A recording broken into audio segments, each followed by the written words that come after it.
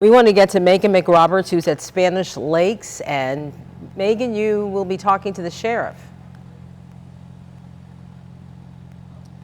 Actually, I do have the sheriff with me. I just want to set the scene that this is still a search and rescue, a very urgent search and rescue mission still at this point in this community. We're at the command post. This is where all of the rescue crews are staging, getting their plans and kind of their purpose for the evening. We have crews from, of course, the county, nearby cities, the state. Help is coming from all over by the hundreds to make sure that everyone who is here, potentially injured and unaccounted for, is found and taken to get to a place where they can get some help. The sheriff is incredibly busy tonight, but he's giving us just a couple more minutes. We just wanted to get an update from you, Sheriff Keith Pearson, on how the search and recovery effort is going. Again, remind me just how many people here, crews have come in to help you with this. You know, as you saw earlier, the sheriff's office was affected by this. Shortly thereafter, in a 20-minute span, St. Lucie County felt somewhere between 6 and 12 tornadoes that touched down. These tornadoes were strong enough to flip cars over, take trailers off their foundation. Our deputies were here on scene immediately. Governor DeSantis has reached out. He sent the National Guard, as you see here. All branches of government in Florida has sent all the resources. We have teams of over 100 from the search and rescue teams. So right now, whether the storm comes or not, our teams are out here checking these areas that were affected. We're concentrating in the Spanish Lakes Country Club area, which is the northeasternmost community of Spanish Lakes, if I have the name wrong. But again, as you can see, it's a very active scene. The fire department's doing an amazing job here. National Guard, search of FWC, FHP.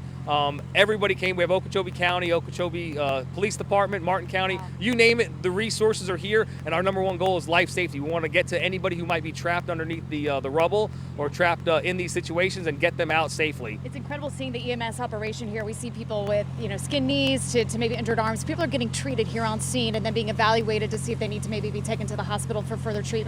You know, anyone that needs to go to the hospital, we're carting them there. We have individuals here that they got a couple scratches. They're still in shock. They just lost everything. They might have been sitting inside of a home that was taken off its foundation. This is a very serious storm that affected this community here. And, we're providing whatever assistance they need at the pace that they need. They're going to be traumatized. Something that we also have to think about is the first responders here. Not all first responders are law enforcement. We have amazing men and women from St. Lucie County who came out here and put their lives on the line with bulldozers and track hose and different equipment to clear the roadway so first responders can come in here. So this is definitely a community effort. As you can see, all the resources are out here, and we just want to make sure that we can get to everybody, as many people and everybody before this storm comes. We haven't felt the effects yet of the actual sustained winds that should be coming later on tonight. So the urgency to get as much done that's as it. But as you can see, we have a great governor who sent resources here from all over the state. We've got over 100 National Guard members here that are transporting people out. We've got specialized search and rescue teams that were coordinated through Jimmy Petronas' office to come down here. They're already on site. So as soon as this came out, things triggered in Florida. Again, we live in the greatest state. We have the greatest governor there. Got all the resources here.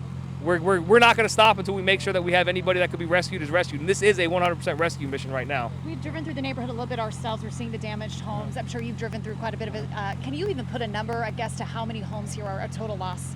I would safely say in St. Lucie County, not necessarily this, we're well over 100 homes that are damaged. And I'm not talking about just a broken window or a couple shingles. I'm talking about total lost houses.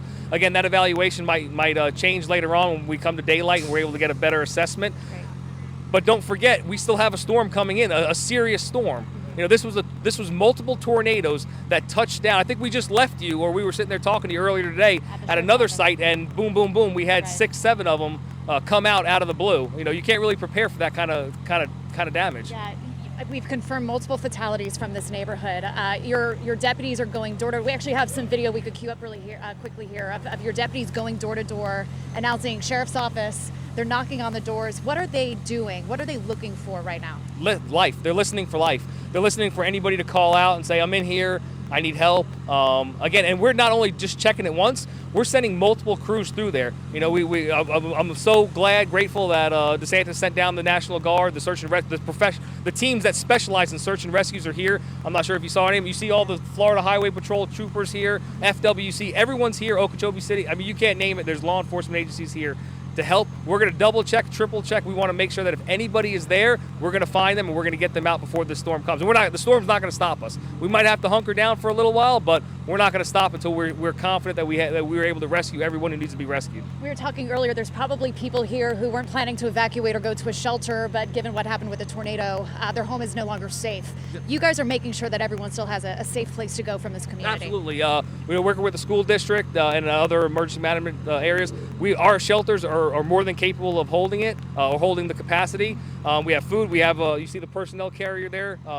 We have anyone who's wanting to go. Our deputies are bringing them here, and we're transporting them to it. We're going to still get, again, they still have to pick their lives up together. There's a lot of things that they're going through. They're going to be traumatized. Our communities are going to be traumatized. This is just a weather event like none other. We could have never expected.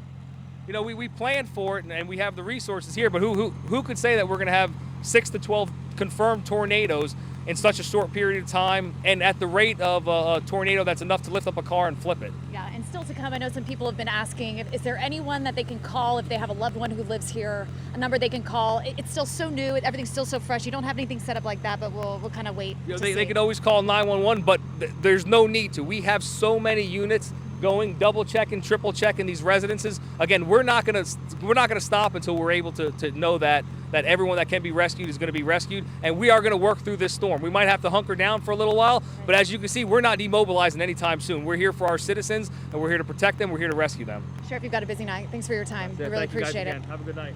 Just one more quick look, if you'd like. Actually, if I could bring in John Barron. John actually has been driving around the neighborhood looking at some of the damage. I know it's really dark out there. Really quickly, what were you able to see? So we were talking to Tia. She is a resident who actually is one of the residents that actually did see down a couple streets the devastation that happened. She says she was outside with her parents just kind of talking on her phone, and then she said that she could hear the whistling, and her neighbor was like, I think it's coming. Yeah. So they ran inside, they hunkered down, and then when everything cleared, she said just a couple streets over, it was devastating. We actually were able to get some of that viewer video from her, so we'll be able to show you that a little bit later on. Right. But we just got back from over there, and it is pitch black out there. We heard generators going with somebody else as well talking to us. And he told us he's lived in this neighborhood for 20 years. He said he's had nothing like this before. And he said his heart goes out because he knows one of his friends who just lost their house. They were in one of those destructive areas. And he says that he understands that there are a few fatalities, although he doesn't know who it is or anything like that. But he says that this is just a heart and gut-wrenching opportunity for them to know that this is something that, even with the hurricane still making its way, could happen again. Yeah, I feel like the tone out here, it seems like, it's hurry up, let's find who we can before the conditions get worse out here. Were you talking to anyone back there who seemed maybe they were rethinking if their home was still safe enough for the next couple hours? So the man that I did speak to, actually, Jack told me, he was like, well, actually, they're just going to hunker down. They know a couple of people. I think he said 6 people. They're going to get together, and they're just going to hunker down. I did ask him. I said, the sheriff is offering that shuttle service to take you guys to a shelter. And he said, no, I think we're just going to hunker down. And I asked him, I said, even with the hurricane not even here yet, and this being something that you guys have seen with a 10-hour span before that hurricane makes it here, is that still something you're reconsidering? And he said, not right now. Okay. Yeah, so still a lot of moving parts out here. We can give you one more quick look at the mobile, or this command center rather. Army Reserve, again, the state's sending about 100 search and rescue members themselves on top of the county crews that are here. City crews are here helping. There's just at least, again, 100, if not more, maybe closer to even 200 law enforcement, first responder, EMS crews out here trying to make sure, again, that everyone is accounted for. If there's anyone who is injured and stuck in their home, they want to make sure that they have gotten to them, that they've contacted them, that they get them to the help that they need. I want to show you just kind of as sensitively as we can. I know it's kind of loud near this generator. Around the corner, though, is sort of this medical staging area where people with those, I guess, more minor injuries, you could say, in the context of things, maybe skinned knees, bumped heads, they're getting this treatment. The crews here are so kind. They are so sensitive. As you can tell, a lot of these people are just really overwhelmed by what just happened to them in the last couple hours. And Michael, Shannon, Tanya, keeping in mind that this is a 55 and up community. That's also what's adding to the elevated concern about the outcomes for people who might be stuck in their homes a little too long with an injury. So again, the sheriff's office going door to door. They're either spray painting, they might wrap a piece of crime tape they set on a home just to make sure they visited the house, and they will revisit it if they didn't make any contact with someone the first time around. I love that he said that they're double checking and triple checking, because sometimes someone may be injured or still in shock, and you may not be able to hear their voice. So I think checking again and again, you'll eventually hear them. So I think that's great that they're doing that. Or maybe stuck in need of that assistance. But again, hearing your interview, Megan, with the sheriff there, still not a definitive number in terms of that heartbreaking number of fatalities. We do know they are confirmed inside. We just don't have a number at this point. Am we understanding that correctly? Yes. Right. He will say it's more than one. He's not giving an exact number, just multiple.